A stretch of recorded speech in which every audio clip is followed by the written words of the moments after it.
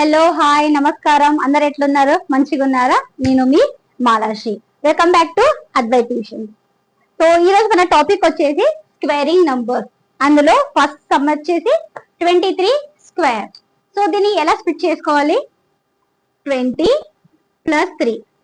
ఇలా రాసుకోవాలి ఇలా ఎందుకు రాసుకోవాలంటే మనకు ఒక ఫార్ములా తెలిసిందే ఏ ఫార్ములా అంటే అది a plus b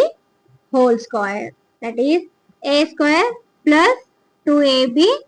plus b square right మనకి ఇక్కడ a వాల్యూ ఏముంది 20 b వాల్యూ ఏముంది ఇక్కడ 3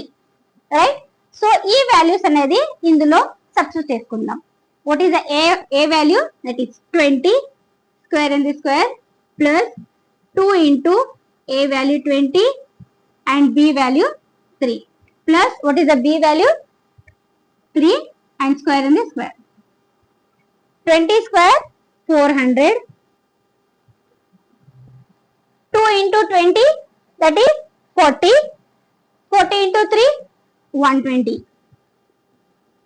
plus 3 3s are 9 ఈ మూడుని యాడ్ చేసుకోవాలి సో 400 ప్లస్ 120 520 ప్లస్ 9